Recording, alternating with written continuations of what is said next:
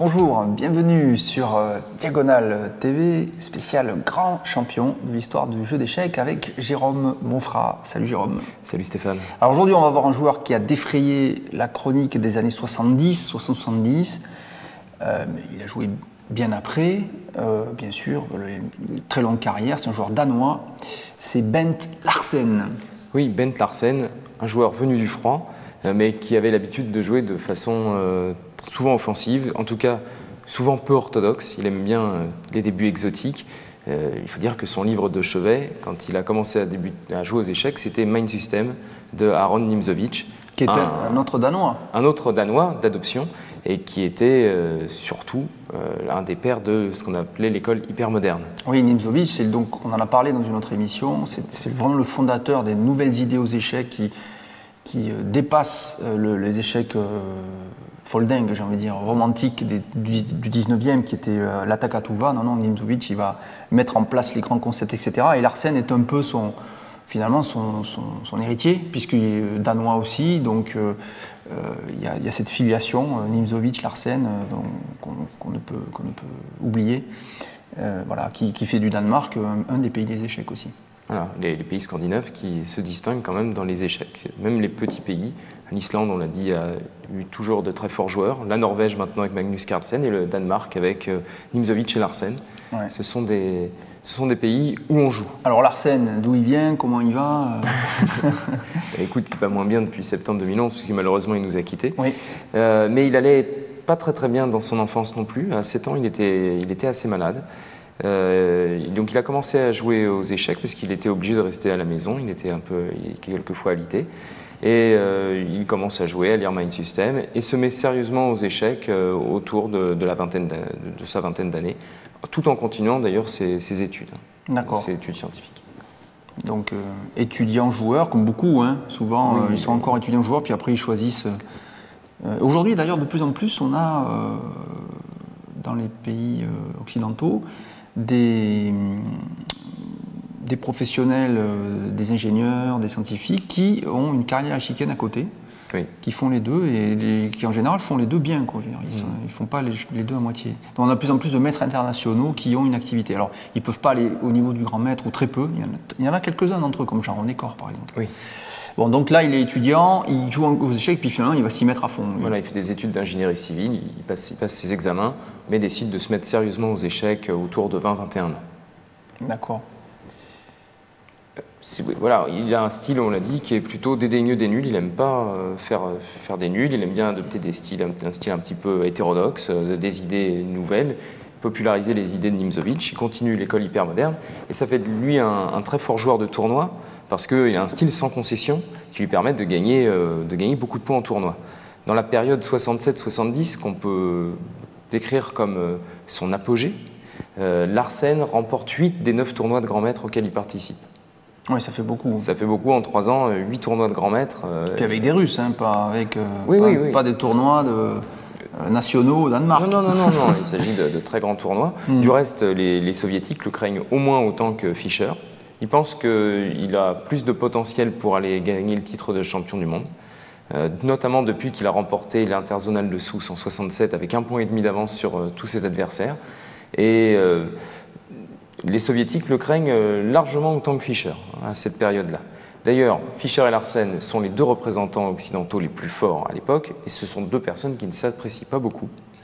Ils se battent pour le leadership, et en 70, c'est organisé un match URSS contre le reste du monde, oui, et la question se pose pour l'équipe du reste du monde de savoir qui, de Fischer ou de Larsen, va être au premier échiquier. Surtout avec, alors ce qui se passe aussi, c'est que Fischer, depuis 66, je crois, est un peu sorti du monde des échecs, parce que il a piqué une gueulante, j'ai envie de dire, hein, parce qu'il n'était pas d'accord avec ce système de qualification par tournoi qui avantageait les équipes, les joueurs russes qui jouaient un peu entre eux de façon à se ménager leurs forces pour jouer contre les autres joueurs. Il voulait des matchs, et pour l'instant il n'y avait pas de match, donc il était un peu sorti en disant je ne joue plus le cycle de championnat du monde. Et comme il avait un peu mis sa carrière entre parenthèses lors de ce fameux match, et finalement la question de savoir qui va jouer au premier échiquier se pose, puisque Fischer est en parenthèse alors que Larsen est toujours très actif avec d'excellents résultats. Oui, on l'a dit, il a gagné 8 des 9 tournois qu'il a disputés entre 67 et 70. Il est légitime pour être au premier échiquier. D'ailleurs, il pose ses conditions. Hein, il pose un ultimatum. Il dit soit ça sera le premier échiquier, soit je ne jouerai pas. Finalement, bon, les organisateurs décident de le faire jouer au premier échiquier et il tient parfaitement son rang. Donc à ce moment-là, il apparaît comme véritablement un danger pour les soviétiques et puis une alternative pour l'Occident à Bobby Fischer. Et chose étonnante, Fischer accepte, parce que oui, Fischer aussi avait tendance à poser ses conditions en général. Mais là, comme il acceptait le fait que comme il n'était pas trop actif, bon finalement... Mais Fischer a peut-être été aussi surpris de se trouver face à quelqu'un de caractère. Oui. On se souvient de l'anecdote de Fischer au championnat du monde à Reykjavik en 1972, où Lothar Schmidt, l'arbitre, ne cesse de reculer devant ses exigences. Et à un moment, Lothar Schmidt lui dit « Mais pourquoi vous ne me prenez pas au sérieux puisque je cède à tout ce que vous dites, pourquoi vous ne me respectez pas ?» Et Fischer a dit « Mais comment voulez-vous que je vous respecte puisque vous cédez tout le temps ?»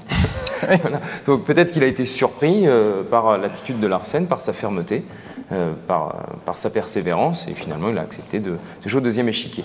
Ceci étant, les deux joueurs ont pu régler leur compte sur l'échiquier un petit peu plus tard puisqu'ils se sont croisés lors du cycle de championnat du monde qui devait mener à la finale de 1972. Ils se sont affrontés aux États-Unis à Denver dans des conditions climatiques qui étaient mauvaises pour Larsen, il faut quand même le préciser, parce que c'est quelqu'un qui a toujours souffert des problèmes de son enfance. Hein, c'est quelqu'un qui avait besoin d'un air assez relativement frais. Et le climat de Denver, qui n'est pas très loin du désert du Nevada, était très très mauvais pour lui. Et Fischer alors on a pensé que ça serait vraiment le clash, le grand choc des deux occidentaux, et qu'il en ressortirait un match très très serré et très tendu. Et en réalité, il n'y a pas eu de match. Ouais. Fischer l'a emporté 6-0. Ouais, 6-0, c'est énorme. Mais c'est pas le seul à avoir perdu 6-0 cette année-là, hein. Enfin, c'est à ce moment-là. Taïmanov a perdu 6-0 aussi contre Fischer, et même Petrosian a perdu, je crois, 6-2. On y reviendra dans une émission sur Fischer, bien sûr. Mais là, Larsen, évidemment, c'est un peu son... Alors, qu'est-ce qui s'est passé d'ailleurs en 67-69? Parce qu'en 67, il gagne l'international de Sousse, mais il n'accède pas à la finale. Hein, non, il n'accède pas à la finale. C'est Spassky qui passe devant. C'est Spassky qui passe devant et qui devient champion du monde. Là, il est battu par Fischer dans ce tournoi des candidats 6-0. C'est un score très très peu fréquent à ce niveau de la compétition. On peut dire d'une certaine façon que là, il y a la partie la plus brillante de la carrière de Larsen s'arrête à ce moment-là. C'est un coup d'arrêt terrible. Oui. Psychologiquement, il est marqué par cette défaite. On le serait à moins. Il était attendu comme un potentiel champion du monde et il termine par un 6-0, ce qui est quand même très très dur à encaisser. Il perd le leadership de façon incontestée auprès des Occidentaux et puis petit à petit, ses résultats pâtissent un petit peu de ça. Sa condition physique aussi n'est pas, je l'ai dit, extraordinaire. Il finit d'ailleurs par aller de plus en plus en Argentine et puis même s'y installer, puisque la capitale argentine est une station balnéaire bien connue. Buenos Aires, ça veut dire le bon air. Exact. Et il y rencontre une jeune femme qui l'épouse, du reste. Et donc il passe de plus en plus de temps en Argentine et puis il va continuer bien sûr à faire des allers-retours avec l'Europe. Il a une maison à Las Palmas et puis il continue à disputer des tournois, mais pas avec la même ferveur et pas avec le même allant psychologique. Oui, donc il y a un avant et un après. Il y a un avant 72 quoi en fait. Un avant et un après Denver. Mais pour beaucoup de joueurs, le Fischer a été un sommet qui a séparé l'histoire du jeu d'échecs en deux parties. Il y a un avant Fischer et un après. Oui, d'ailleurs Taïmanov qui a aussi perdu 6-0 contre Fischer la même année et qui était un musicien, un concertiste réputé et renommé, a dit après le 6-0 qu'il a encaissé contre Fischer, au moins il me reste ma musique. Oui. D'une certaine façon, bon, les échecs, c'est un peu mort. Il y a quelqu'un qui est infranchissable. Donc voilà, Larsen a été victime un petit peu du syndrome Fischer. Il a été victime d'un autre syndrome qui est de plus en plus répandu, c'est qu'il a été le premier grand maître international qui a été battu par un ordinateur. Oui, ça c'est vrai aussi. En 1988, il a peut-être pris le match un petit peu à la légère, mais pour la première fois, un ordinateur battait un grand maître international de premier plan, ce qui inaugurait une série, puisqu'il y aura d'autres grands maîtres qui devront baisser pavillon jusqu'à Garry Kasparov. Et Kramnik aussi. Et Kramnik aussi. Ça a été, il a eu du mal. Il a eu du mal à annuler contre l'ordinateur. Maintenant, les ordinateurs sont comme des... En fait, c'est comme avoir voiture ou une mobilette. Je veux dire, on ne peut pas courir le 100 mètres avec la voiture ou la mobilette, ça ne serait pas correct. Non. Donc il ne faut pas jouer aux échecs avec l'ordinateur. Aujourd'hui. Non, bah non. C'est interdit et bien sûr, les organisateurs sont très attentifs. Bien sûr. À ce que tous les moyens de communication soient bloqués afin qu'il n'y ait pas de problème avec. Voilà, donc on va voir une photo pour reconnaître Bent Larsen ici. Voilà, si on peut montrer cette photo. Alors il est face, on reconnaît le joueur en face, même si on voit qu'une partie de son nom, c'est le grand Victor Korchnoi. Et là donc on voit Bent Larsen avec le drapeau du Danemark en train de noter sa feuille de partie. Donc là, on doit être dans les années 80, sans doute. Oui, on est dans les années 80. C'est un Larsen un petit peu vieillissant et qui n'est déjà plus au top, mais il continue à disputer des tournois de grand maître, bien entendu, dans lesquels il a des résultats. Même en 76, il remporte les interzonaux à Bienne, mais malheureusement, il perd en 77 dès les quarts de finale. Donc il a continué à jouer à haut niveau, mais encore une fois, il a été sur une pente descendante après Denver. Bien sûr.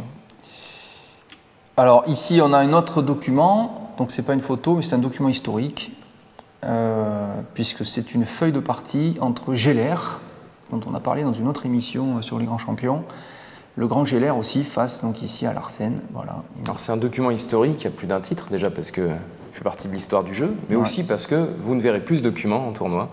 Oui. C'est un document pour vieux dinosaures, oui, c'est vrai. Puisqu'il s'agit d'une feuille d'ajournement. Oui, il faut expliquer ça, bien sûr. Qu'est-ce que c'est qu'un ajournement? Oui, bien sûr. Alors, un ajournement, quand les parties étaient trop longues, on faisait une pause à un moment pour que les joueurs puissent se reposer. Alors, plus précisément, le moment, c'était le 40e coup. Au 40e coup. C'est-à-dire que donc, les joueurs avaient, je crois, 2h30 chacun pour atteindre le 40e coup, ce qui est très long, parce qu'aujourd'hui, on est plutôt à 2 heures par joueur pour toute la partie. Bon, 40e coup, pourquoi? Parce que c'est souvent, beaucoup de parties se terminaient avant le 40e coup. Donc on considérait qu'au-delà, on entrait dans des finales et que pour que le jeu soit de bonne qualité, il fallait que les joueurs aient le temps de réfléchir à cette fameuse finale. Donc on a arrêté la partie au 40e coup. Et celui à qui c'était de jouer, c'est aux blancs d'ailleurs, c'est les blancs qui devaient jouer le 41e coup, mais ne le disaient pas à l'adversaire. Non, ils le jouaient sous enveloppe. Il jouait sous enveloppe, c'est-à-dire qu'il donnait ce coup, effectivement, uniquement à l'arbitre. Et c'était cette feuille qui faisait office de la position qui allait reprendre le lendemain pour les noirs. Donc les blancs savaient la position, mais ce n'était pas à eux de jouer. Et les noirs ne savaient pas ce que les blancs avaient joué, mais ils avaient toute la nuit pour y réfléchir. Ouais, et ils y passaient souvent la nuit. Alors là, l'arbitre remplit tout simplement la date, le numéro de la partie, le nom des joueurs. Il indique le matériel, par exemple en G3, etc. De façon à ce qu'on puisse reconstituer la position de lendemain, qu'il n'y ait pas d'erreur. Ouais. Et il indique là, en allemand, Geller hat seinen, son 41e coup.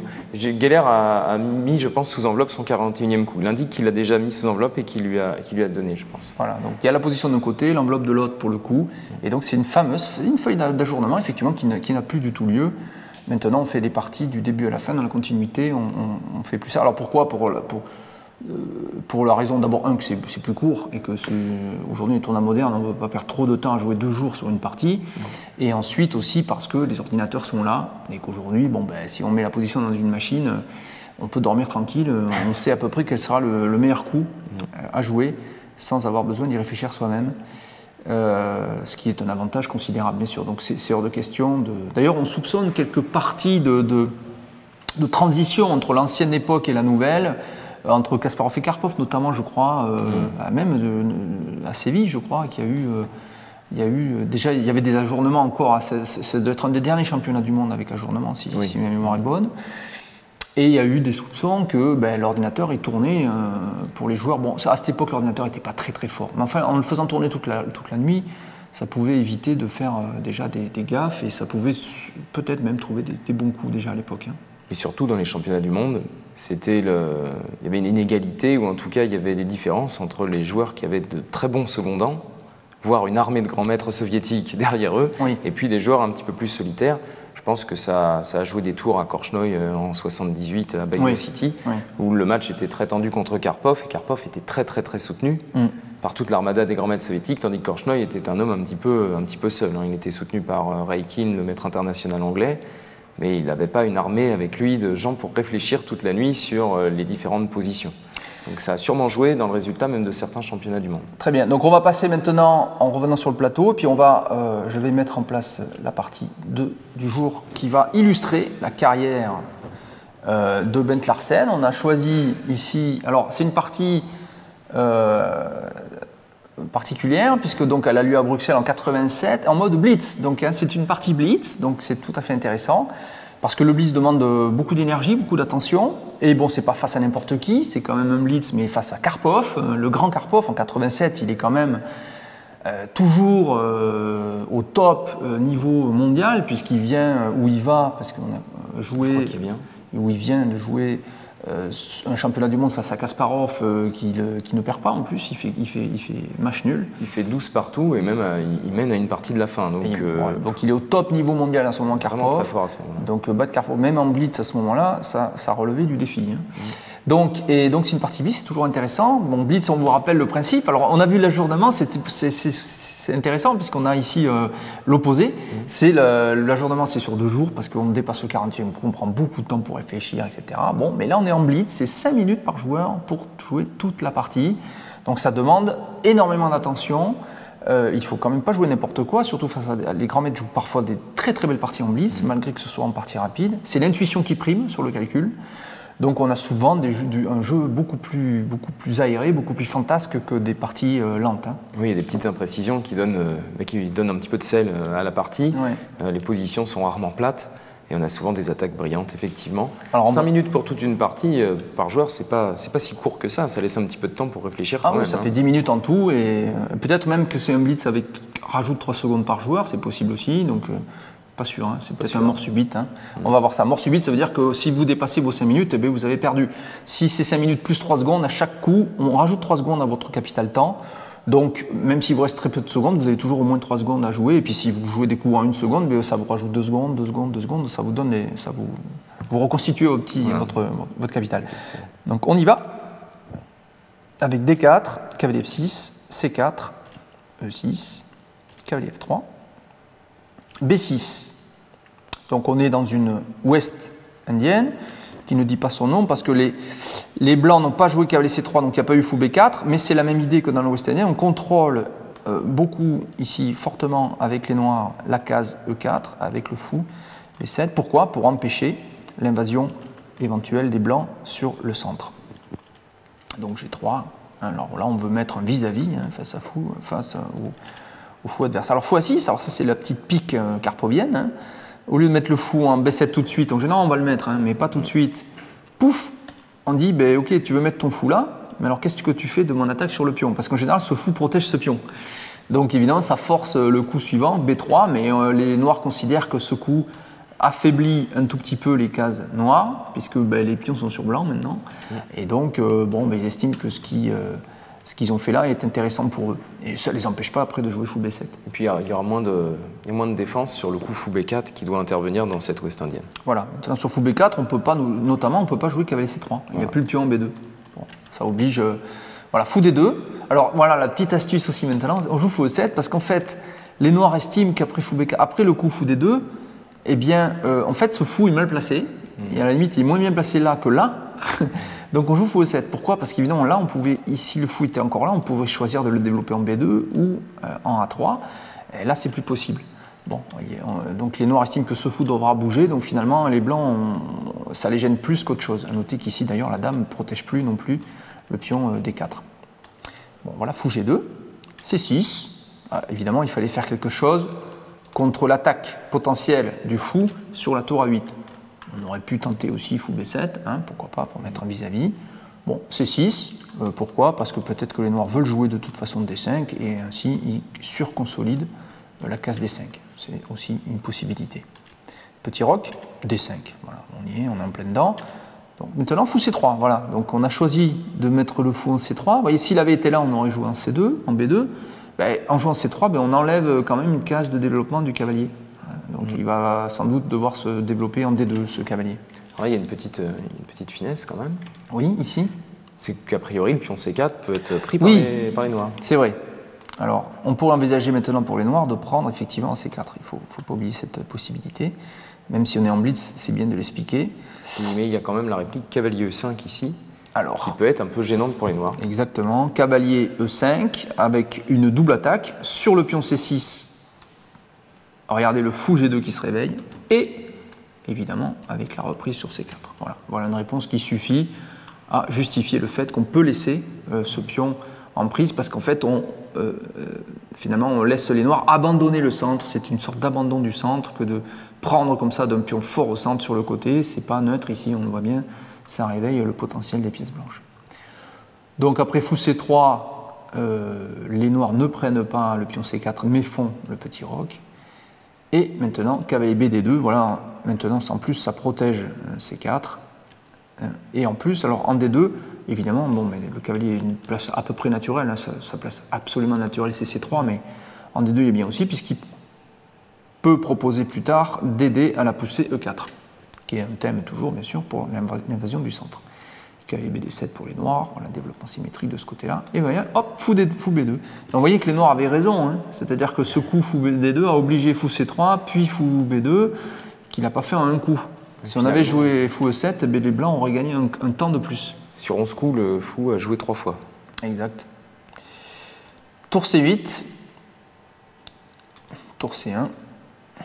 Donc ça c'est normal, hein, on va développer nos tours ici sur la colonne C où des échanges sont possibles ici, donc l'ouverture de la colonne est probable. Ce sont des places naturelles pour les tours. Qui plus est, la tour noire n'a pas intérêt à rester en A8 puisqu'elle est en vis-à-vis du fou G2. Donc, En plus, la tour ici était en vis-à-vis du fou, effectivement, donc on aime bien la mettre ici, elle est active.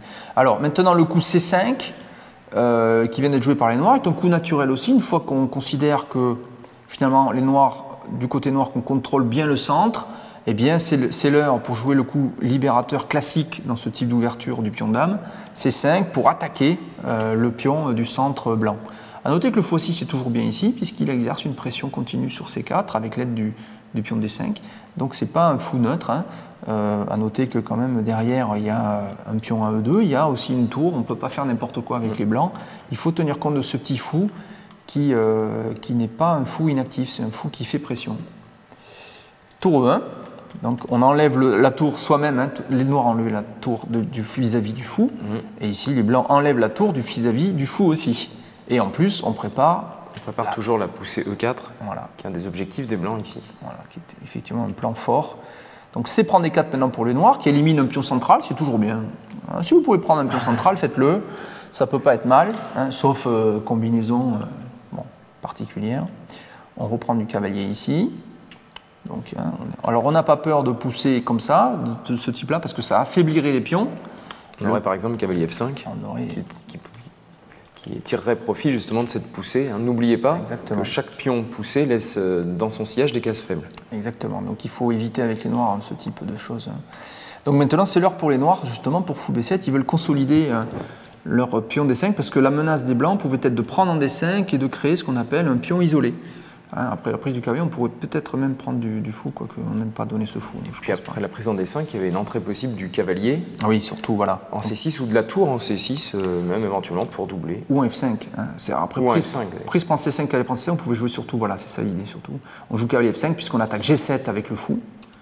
Hein, et la prise n'est pas possible puisqu'il y a le fou qui aurait pris le cavalier. D'ailleurs, ça va être un des thèmes de la partie. C'est un des thèmes. Donc A3. Donc ça, alors maintenant, les blancs, on avait dit hein, que les cases, tout à l'heure, que les cases noires avaient été affaiblies parce que le fait que les blancs étaient tous sur noir. En jouant à 3, ben, on enlève cette possibilité, hein, tout simplement. Ça, c'est une première chose. Et aussi, pourquoi pas, on envisage de jouer surtout B4, qui va enlever la case C5. Hein, la case C5 est quand même une belle case, hein, parce que si on joue qu'avec C5, regardez, on commence à avoir un beau contrôle de la case 4 avec possibilité d'invasion, pourquoi pas.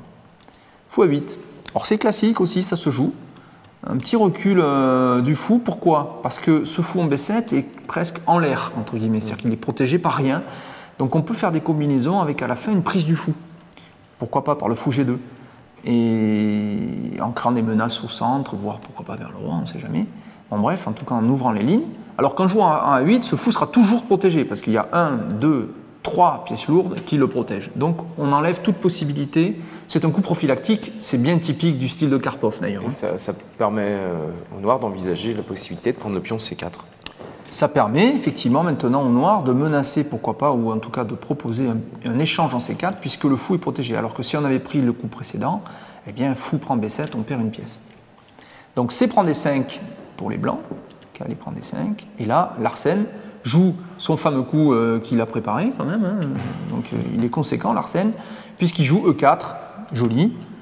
Hein. Enfin, on avance notre pion du pion roi.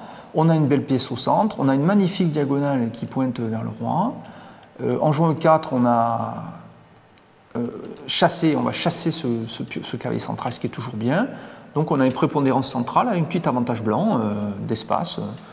Bon, il n'est pas forcément significatif au point de gagner, mais il est quand même là. Il y a quand même une pression blanche avec deux beaux fous. Hein. Qui tape ici, l'autre qui contrôle les cases blanches, donc on a un beau contrôle. Cavalier 5 F6, et là, regardez, cavalier C4, joli coup, c'est agréable. Hein. Ouais, c'est une belle entrée du cavalier, là on a deux cavaliers au centre, oui, C4 et D4, c'est agréable pour les blancs. Regardez, ces deux cavaliers sont magnifiques, hein. Celui-là il contrôle les cases D6, les cases de 5, celui-là, l'autre, il contrôle les cases C6, C6, B5, ça fait des belles cases. Regardez-moi tout ça, ça c'est beau. C'est un beau réseau de cases centrales qui appuie sur les petites faiblesses du camp noir. Hein. C'est beau à l'œil quand même. Hein. C'est beau à l'œil, ça se voit tout de suite que c'est bien. Ouais. A6. Alors A6, l'idée des noirs est simple. Je joue A6 ici pour simplement jouer B5 et chasser ce cavalier qui pour l'instant n'a pas de case. Et pour priver les blancs de la possibilité de jouer cavalier B5. Et ensuite cavalier D6. Bien sûr, une autre menace aurait pu être de jouer effectivement cavalier B5 et ces deux cavaliers contrôlent la case D6 avec le soutien de la dame blanche. Et c'est quand même une case pénible parce que ça attaquerait la tour. Où va la tour? Si la tour n'arrive pas à tenir en huitième, eh bien la colonne C va être aux mains des blancs. Et ça, c'est pas agréable. Donc il faut réagir quand même. Et là, Larsen en profite maintenant pour combiner. Alors ça, c'est important ce coup. C'est déjà une combine parce que c'est chaud, il y a quand même des prises partout. À noter que le coup fou prend G2 serait une faute, puisqu'on prendrait d'abord le cavalier F6, attaquant le fou E7, et en cas de prise, maintenant on reprend, on a gagné une pièce.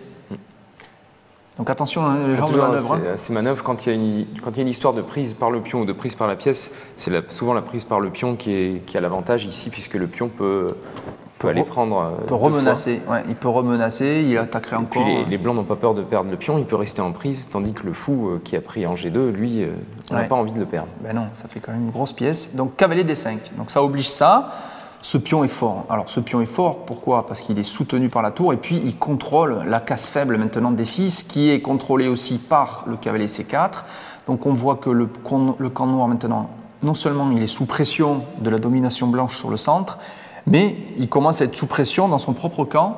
Et s'il n'y a plus de cases pour bouger, ben, c'est pas bon. Alors les blancs aimeraient sûrement rajouter de la pression sur D6 par leur cavalier, mais ils ne peuvent plus aller en B5, on l'a dit. On ne peut pas venir effectivement en B5 pour attaquer. Mais Larsen a une autre idée. Exactement. Pour arriver en D6, ou en tout cas menacer d'y arriver. Voilà, et c'est un peu l'idée qu'on avait déjà citée un peu tout à l'heure. Regardez, c'est très joli.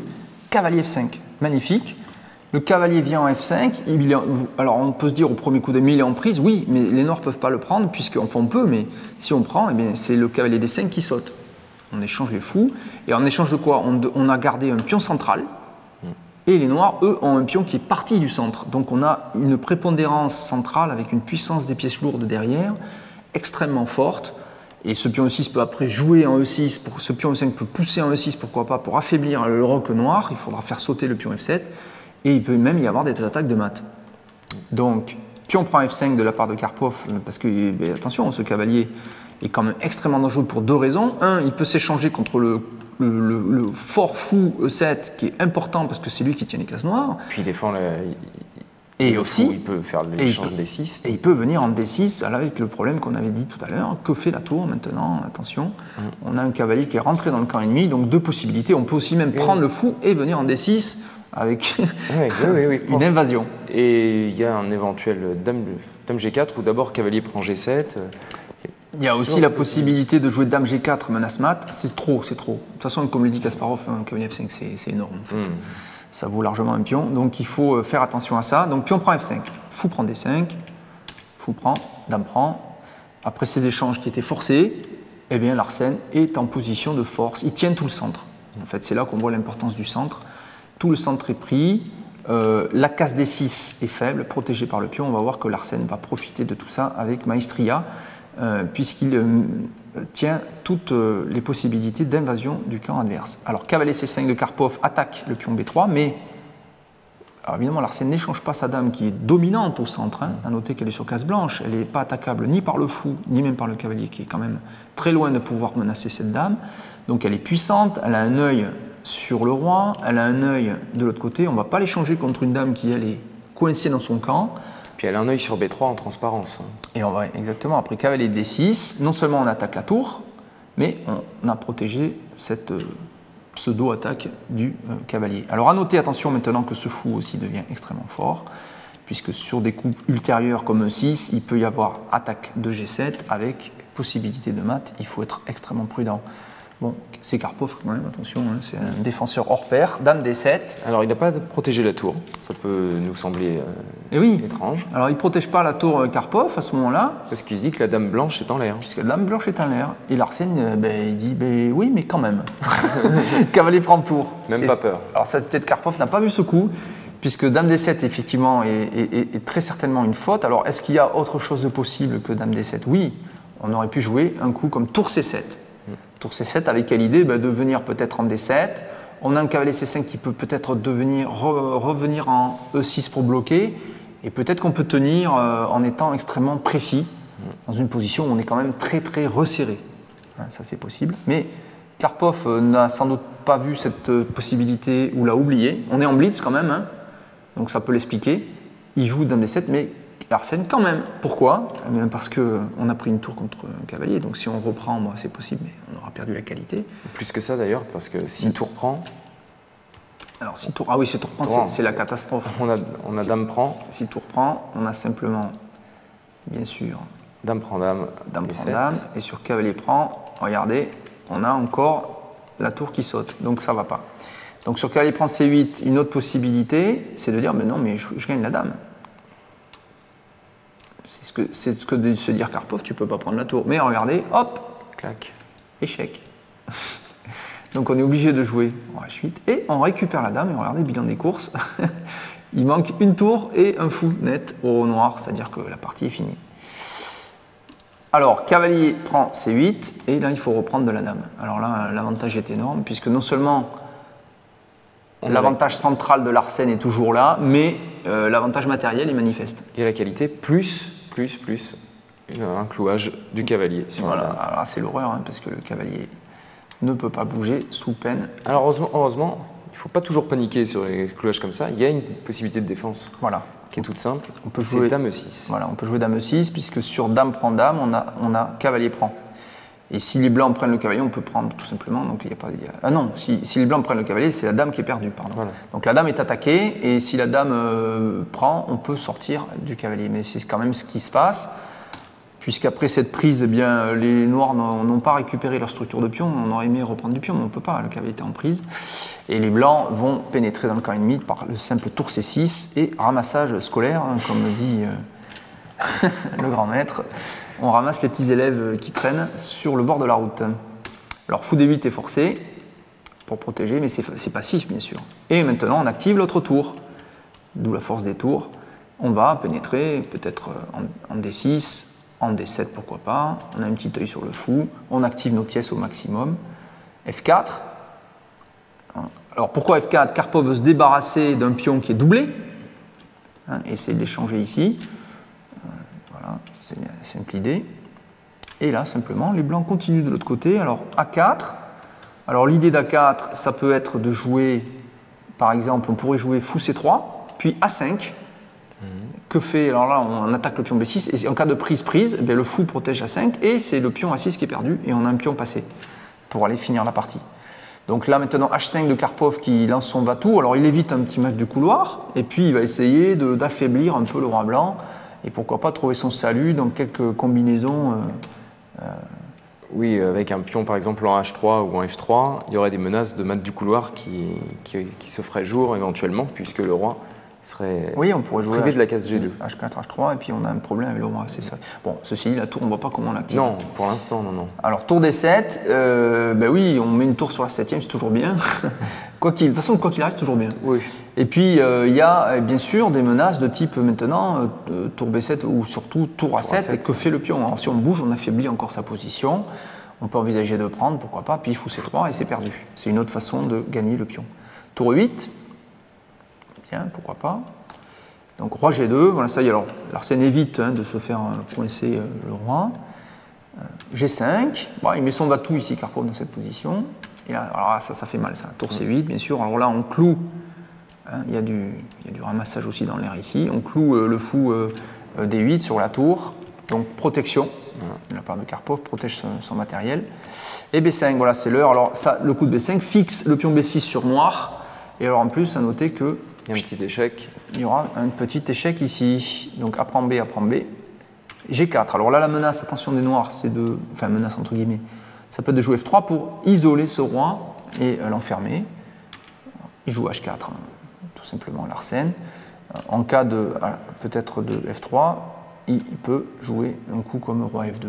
Peut-être il peut aussi sortir le roi par là. Oui. Alors attention, là, ça c'est faible, bien sûr. Si ça saute, le reste va sauter. Bon, de toute façon, c'est... Oula. Tac, hop, voilà. J'ai pris H3, échec. On reprend F3. Alors là, il veut trouver son salut ici en disant je vais essayer de prendre plus tard ce pion et avoir un petit pion passé. Bon, c'est foutu de toute façon ici. Fou D4. Donc là, bah, c'est simple. Si cavalier prend le fou. Et alors on peut essayer maintenant de prendre bien sûr ce fou, bien sûr. Bon, mais là c'est pas de problème. On peut... Mais ça marche pas très bien parce qu'il y a tour prend des 8. Attaque la tour et en cas de prise, échec et le cavalier est ramassé. Donc fou D4. Et là, cavalier G5, échec de Karpov encore. Vous voyez, il gesticule encore, on est en blitz, donc c'est normal. Il revient. Fou E3, tout simplement. C'est un coup très fort. Il ne prend même pas le pion, regardez. Il joue là parce que le cavalier n'a plus de cases. Le cavalier n'a plus de cases, il est complètement dominé. Et en fait, si on regarde bien, c'est un zugzwang. Les noirs, quoi qu'ils jouent, vont affaiblir leur position. Voilà, si on joue le fou, on va où d'abord? Si on bouge, on va perdre le pion B6, il y aura d'abord un échange, et puis le pion B6 est perdu. On ne peut pas jouer la tour non plus à cause de la perte d'une pièce. On peut pas, il n'y a que le roi qu'on peut jouer, en fait. Il n'y a plus que le roi, mais simplement, ça veut dire qu'on le décolle de la défense de la tour E8. Et oui, donc fou B6. Fou prendre B6, puisque sur fou prendre fou, il y a tour prendre tour. Donc il le fait quand même, il n'y a plus de coups pour Karpov. Tour prend E8. Et après encore quelques coups. Cavalier G5, E6, clouage. ça fait mal. Ici, roi. Et après la prise abandon de Karpov, évidemment, puisque la menace c'est de faire dame. Donc il faudrait jouer fou C5 pour perdre le fou. Ou alors si on prend avec le cavalier, il y a simplement un clouage et la tour prendra le cavalier au coup suivant. Voilà, une magnifique partie, un blitz, mais très beau, avec domination centrale, rapide, et exploitation. Et puis finalement, Karpov qui fait une gaffe, qui perd une qualité sur une gaffe, mais qui est due à la pression des Blancs. C'est-à-dire qu'il y avait déjà plus beaucoup de coups faciles à jouer. Et finalement, Larsen démontre en 87 qu'il est encore capable de battre un champion du monde, même si c'est en blitz, ça reste un beau résultat. Oui, parce qu'il fait preuve d'une grande précision. Et puis, effectivement, il y a une gaffe et ça se joue sur quelque chose d'assez tactique, mais c'est le résultat aussi d'une domination stratégique. Une domination stratégique au début. C'est pas un hasard. De toute façon, même sans la gaffe, je pense que Larsen aurait fini par l'emporter puisqu'il avait vraiment l'avantage au centre. C'était très visible. Et puis la gaffe est provoquée par la pression. De toute façon. Voilà, donc un grand joueur que ce Larsen qui a fait l'histoire, à la fois par ses grands résultats, par le fait qu'il faisait partie des meilleurs joueurs occidentaux, et aussi parce que il fait quand même partie de ces joueurs qui ont mis en valeur Bobby Fischer. Oui, mais ça compte aussi. Parce que son nom reste accolé à cette lourde défaite à Denver. Il n'y a pas non plus de grande carrière sans avoir des opposants de qualité. Larsen en faisait partie. Et sa perte aussi face à Fischer en 6-0, ça reste un match historique. Et c'est justement resté un match mémorable parce que c'était Larsen. C'était pas non plus n'importe quel joueur. Et ce résultat-là a eu ce retentissement parce qu'on ne pensait pas du tout qu'il était possible de battre Larsen avec un tel écart, parce que Larsen faisait partie des prétendants à la couronne mondiale et il n'était pas très loin de jouer une finale de championnat du monde. Il l'a raté de peu, sans doute, dès 69, où il était sans doute proche de cette potentialité. Il n'aurait pas dû naître à la même époque que Fischer. Ah, voilà, Larsen. c'est comme ça. Voilà, merci Jérôme pour Merci Stéphane. cette émission importante sur un joueur qui a marqué l'époque fischérienne, Bent Larsen.